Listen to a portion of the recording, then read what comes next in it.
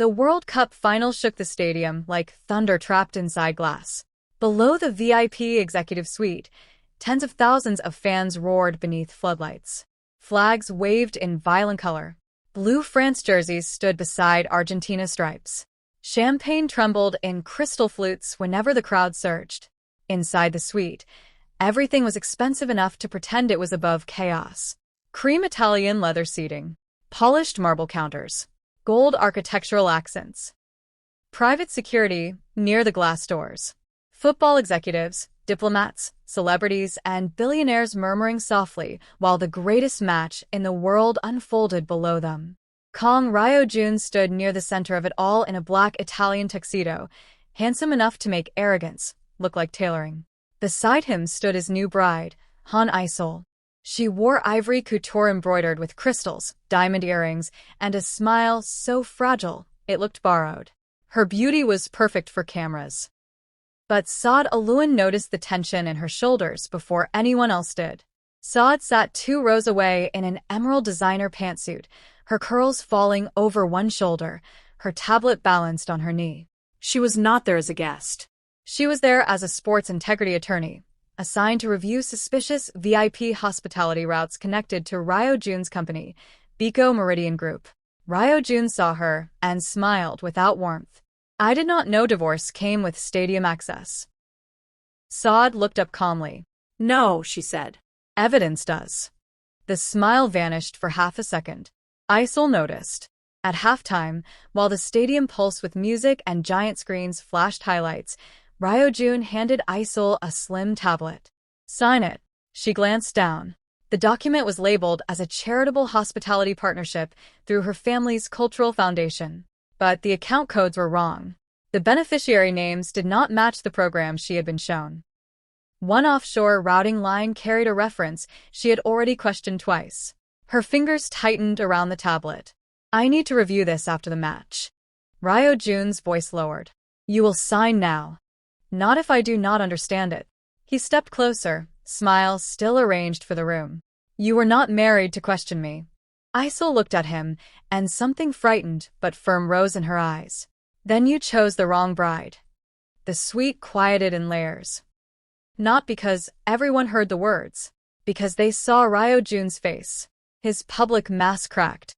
His hand lifted in rage, fast enough for Isol to recoil backward, her body folding toward the armrest as if bracing for pain already learned. Champagne froze halfway to lips. Security did not move. Diplomats looked away. Kang Moo-suk, Ryo-jun's older cousin, stepped forward too late. Private misunderstanding, he said quickly. Everyone remained seated, but the emerald suit had already moved. Saad rose. She crossed the suite with no hurry, no panic, no performance. She stepped between Ryo-jun and Isol and raised one arm in front of the trembling bride. Then she looked directly into her ex-husband's eyes. You forgot where you were, she said.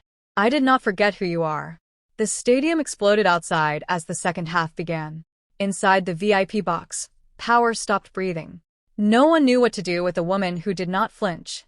That had always been Saad Aluin's quiet advantage. Ryo-jun stared at her raised arm as if it offended him more than an insult would have. He was used to people stepping aside. He was used to anger becoming space. He was used to private security mistaking fear for respect. But Saad stood close enough to stop him and calm enough to shame everyone watching. Move, Ryo-jun said. No. This is my wife. Saada's eyes did not leave his. That is not a license. Behind her, Isol's breathing shook. She held one hand near her cheek, tears gathering, humiliation rising before pain had even finished naming itself. Moo-suk moved in with a polished smile. Counselor Aluin, emotions are high. Let us not embarrass Mrs. Kang in front of international guests. Saad turned her head slightly. The embarrassment began when no one moved. That landed across the suite. A hospitality director near the rear door, Tariq Ben Salem, shifted uneasily. He had managed royal guests, drunk sponsors, ministers with security scandals, and billionaires who believed money gave them weather rights. But Biko Meridian financed private security programs across several stadium hospitality networks. Stopping Ryo-jun was not simple. Saad knew that. That was why she did not ask permission. She looked at Tarek. Activate VIP safety protocol. His face tightened. Counselor. This suite contains diplomats, football officials, and high-risk guests. Internal safety cameras are active. A guest was threatened. Activate the protocol. Huryun left coldly. You still speak like courtrooms are shields. No, Saad said. I speak like someone who learned to bring her own. He stepped closer. You will not involve yourself in my marriage. Her expression changed then. Only a fraction. But the disappointment in her eyes became personal. I involved myself the day I survived yours. Isol looked up. The words reached her differently than any warning could have. Until that moment, Saad had been the woman Ryo-jun described as bitter, dramatic, ungrateful, jealous, impossible to please. Now, Isol saw her clearly.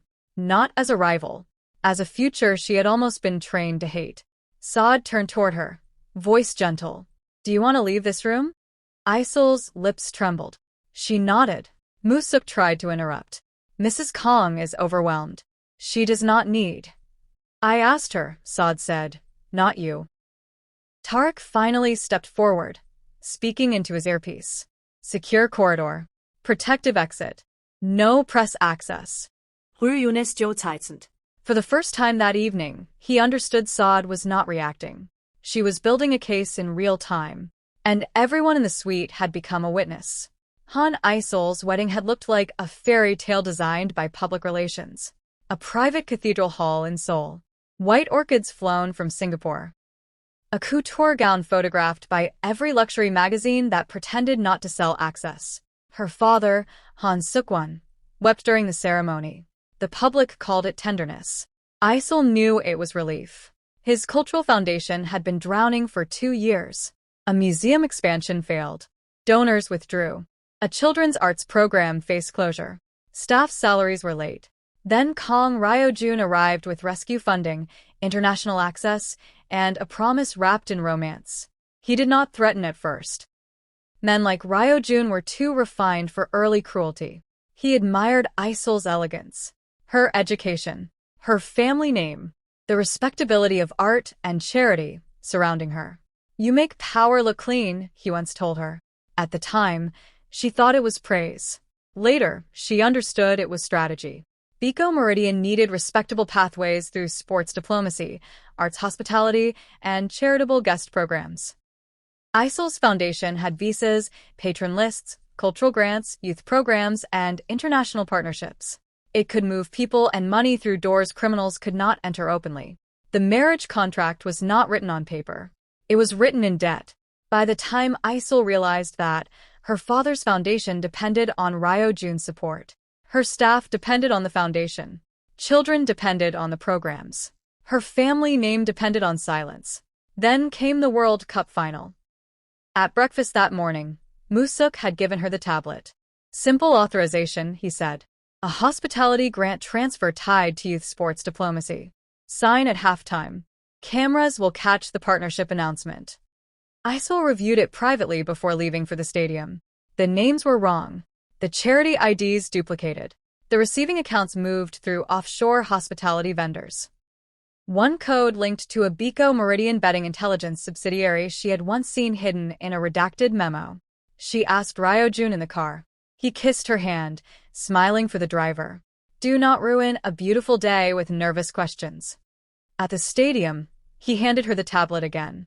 This time, with witnesses around and floodlights burning below. He expected pressure to make her obedient. Instead, Isol saw the pitch beneath the glass, the cameras, the crowd, the world watching history outside while a quieter crime tried to happen inside.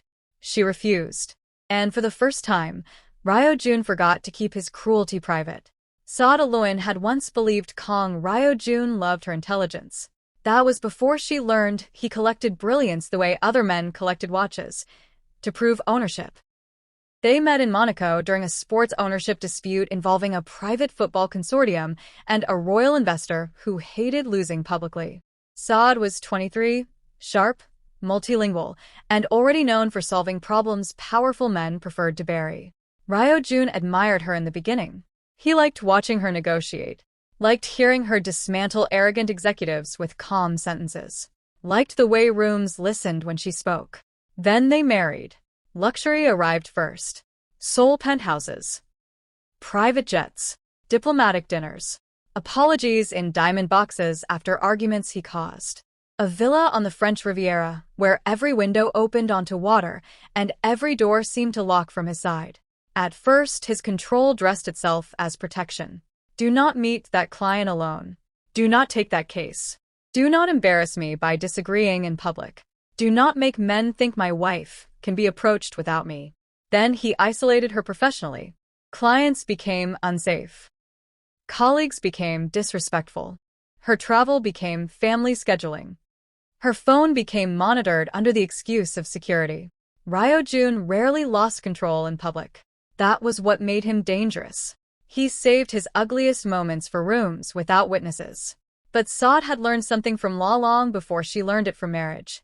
A pattern is evidence if you survive long enough to document it. So she built a file. Not dramatically. Quietly. Hidden recordings. Financial coercion records.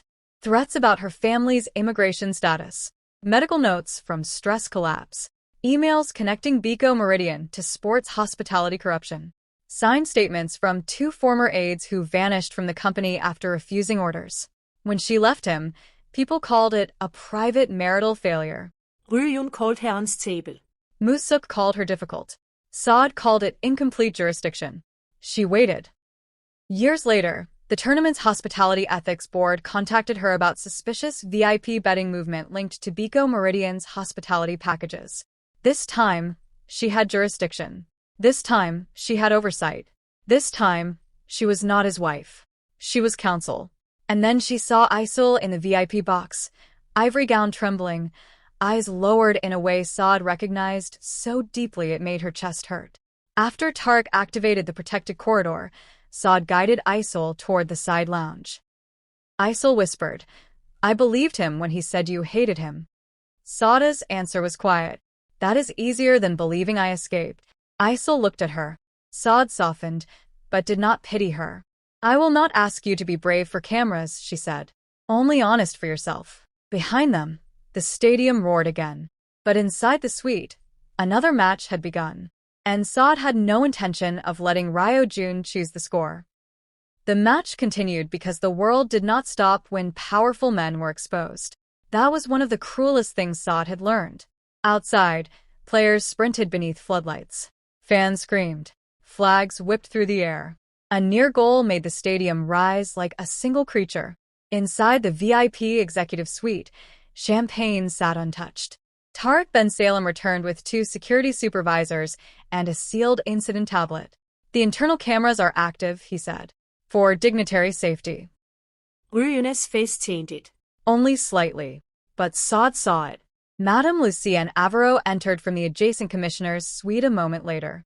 She was silver-haired, composed, and powerful enough that even Musuk straightened when she stepped in. "I was told there was a safety incident," she said. Ryo-jun recovered first. "Commissioner, a private family matter exaggerated by my former wife." Saad turned her tablet, so the screen faced Avaro. "Then it is unfortunate his family matter is sitting on top of a suspicious hospitality transfer." Musuk cut in. "Counselor Aluin has personal bias." "I also have appointment authority from the Hospitality Ethics Board," Saad replied. "Would you like the authorization file before or after the offshore routing codes?" Avaro's eyes sharpened. Saad presented the tablet document Isil had refused to sign. Charitable Hospitality Partnership. Foundation Routing Codes. Duplicated charity IDs. Beneficiary accounts tied to shell vendors. A redacted chain connected to Biko Meridian's betting intelligence wing. Isil stood nearby, pale but upright. Avaro looked at her. "Mrs. Kong, did you understand what you were being asked to sign?" Isil's mouth trembled. Ryo-jun spoke first. "She is shaken." Saad did not look at him. She looked only at Isil. No pressure. No demand. Only space. Isil inhaled. "Yes," she said. "I understood enough to refuse."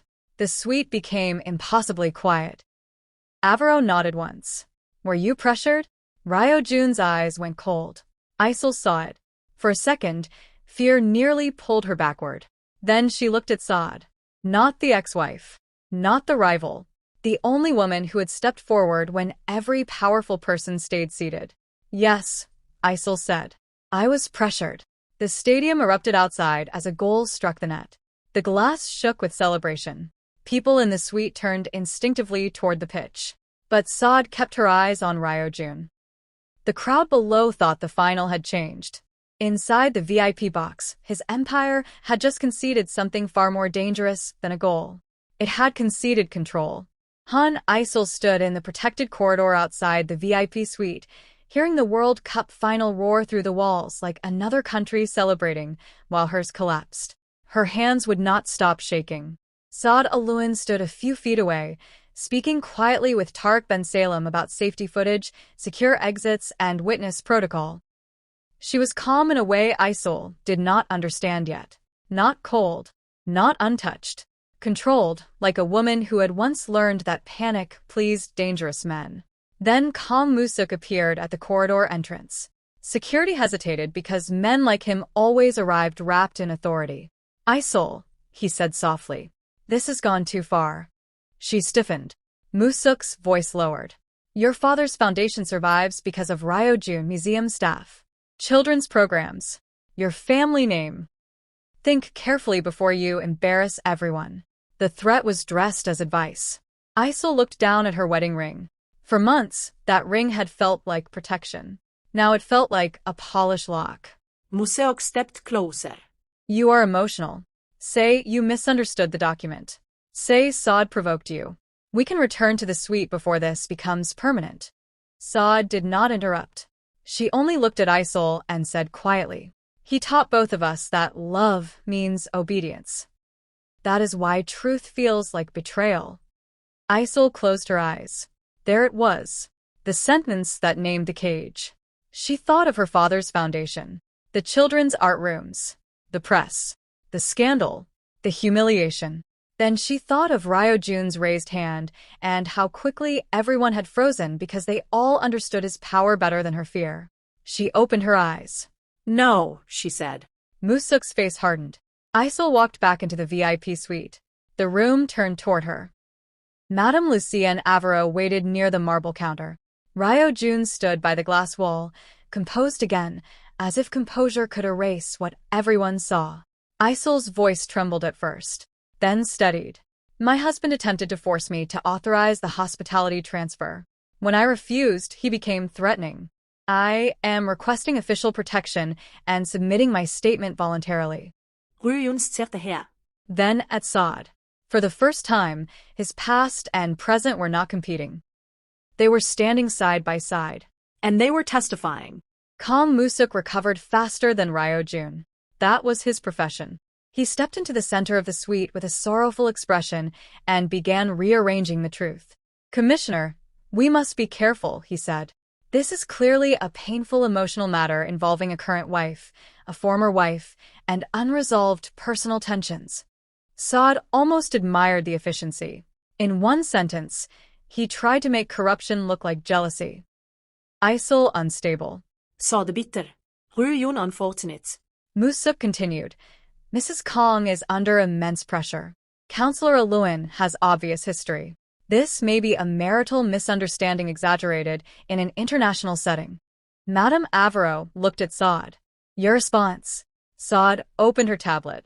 I was appointed 3 weeks ago by the Hospitality Ethics Board to review suspicious VIP account movements involving Biko Meridian. My assignment predates Mrs. Kang's refusal tonight. I did not create the transfer file. I did not operate the suite cameras. I did not raise Kang Ryojun's hand. The room went silent. She swiped to the next document. My prior marriage is relevant only because it shows pattern, not motive. I am prepared to submit those records under protective review. Musuk smiled thinly. So now old domestic accusations become sports law. Isol spoke before Saad could. The only woman who protected me tonight was the one he told me to fear. The line landed harder than evidence. Because everyone in the room had seen it. The ex-wife had stepped in. The cousin had explained. The husband had threatened. Madame Avero looked toward Tariq. Seal the suite as an official incident site. Preserve all footage, device records, hospitality transfer files, and witness identities. Ryunes geoteizend. Musuk tried again. Commissioner, Biko Meridian is a major hospitality partner. Avero's eyes turned cold. Then it should have behaved like one. Outside, the stadium roared. Inside, the room finally chose record over reputation. Kong Ryo-jun had built his life around owning rooms, private clubs, hotel floors, charity galas, stadium suites, government lounges where men pretended business was not politics if champagne was expensive enough. He owned security contracts, guest lists, sponsorship routes, hospitality packages, press access, and enough secrets to make respectable men answer late-night calls. But the World Cup final was too large for him to own completely. Too many jurisdictions. Too many witnesses. Too many cameras installed for people more powerful than him. That was why his anger finally showed fear. He turned on Tariq Ben Salem. Do you know how many future contracts your stadium network loses if you mishandle me? Tariq's face paled. Then he looked at Saad. Not for permission. For courage. Tonight, Tariq said, your access is not larger than the match. Ryo-jun's eyes went flat.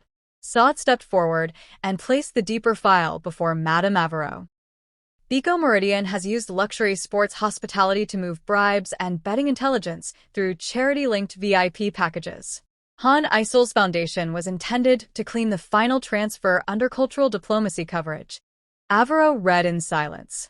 Isol stood very still. So this was what her marriage had been meant to become. Not romance. Not rescue. A signature with diamonds around it. Ryun left softly. You think files make you untouchable? No, Saad said. They make you visible. That frightened him more. Security entered quietly. Not stadium guards bought through private contracts. Tournament integrity security. Different uniforms. Different authority. Ryo-jun looked around the suite, searching for the old reflex. Someone to look away, someone to apologize, someone to call this private. Nobody moved. Madame Avero gave the order. Kong Ryo-jun is to be removed from this suite pending formal review. He straightened his tuxedo as if dignity could still be tailored quickly enough. As he passed Saad, he whispered, You will regret this.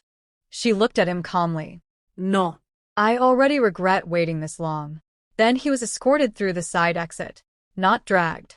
Not made into spectacle for the pitch. Simply removed from the room he thought he owned. That was worse. Because powerful men hated nothing more than being handled quietly. After the officials left, the suite felt strangely larger. The match continued below them. A final nobody inside the room was truly watching anymore. Champagne stood untouched on the marble counter. A diamond bracelet lay forgotten beside a napkin. The ensign tablet sat near Isol's wedding ring, which she had removed with hands that no longer shook. Saad stood near the glass wall, looking at the pitch. Isol approached slowly. I believed what he said about you. Saad did not turn immediately. Most people did. He said you were jealous, unstable, obsessed with destroying him. That story works well for men like him. Isol's voice broke. I am sorry. Saad finally looked at her. You believed the story he needed you to believe. That is how men like him stay clean. The kindness in that answer hurt more than anger would have. Isol looked toward the closed door. Does leaving stop hurting? No, Saad said. Isol's face fell. But pain with freedom becomes smaller than comfort inside a cage. The stadium lights washed over them through the glass. For the first time all evening, Isol breathed, without checking who was watching her. Saad handed her a card. A legal contact. Safe exit team. Foundation Protection Council. Use it when you are ready. I am ready. Saad studied her. Then do not go back to negotiate with the version of him you wish existed. Isol nodded. On the table, her ring remained beside the unsigned transfer file. A marriage and a crime, both refusing to continue. Saad looked out at the pitch. He thought the final was outside, she said. He lost his inside this room. Isol followed her gaze. For the first time, she did not feel like the woman saved by another woman's anger. She felt like the witness to her own life. Saad did not shout after him. She did not chase Ryo-jun into the corridor. She did not perform revenge for the guests who had suddenly discovered their moral courage. What she did next was quieter, and far more devastating. In the VIP box, with Madame Avaro and Tarek present, Saad recorded an official sworn statement. She described the threat, the transfer, the pattern, the prior evidence, and the moment Isol refused to sign. Then she turned to Isol. "Only if you choose." Isol stepped forward. "I choose." Her statement was not polished. It trembled in places. But every word belonged to her. Together, they submitted the suite safety footage, the unsigned transfer file, offshore routing codes, duplicated charity IDs, Musuk's intimidation attempt, Sada's prior evidence, and Isol's foundation records. By sunrise, Biko Meridian's World Cup hospitality contracts were suspended pending investigation. By noon, Isol's foundation was placed under emergency protection, preventing Ryo-jun from using debt as a leash. By evening, Kong Musuk's name was attached to the incident report he had tried to bury. The world saw only fragments at first. A VIP incident. A hospitality investigation. A powerful Korean executive removed from a World Cup suite. But inside legal circles, the pattern was clear. Saad had not exposed a marriage. She had exposed a system. Months later, Isol attended a women's legal defense fundraiser in Geneva. She wore a simple cream suit, no ring, no diamonds heavy enough to explain her value. Saad was the keynote speaker. They were not theatrical friends. No forced sisterhood. No easy healing. Just respect earned in the room where both women had refused to be used against each other. When asked about that night, Isol said, "I thought she came to expose me. She came to free me." Saad took the microphone after her. No woman should have to inherit another woman's silence. The applause was quiet at first. Then it rose. Kong Ryo-jun thought the World Cup final would hide his control behind luxury glass. Instead, his ex-wife stepped into the VIP box, protected the bride he tried to break, and made the whole world witness what power looks like when it finally loses its audience.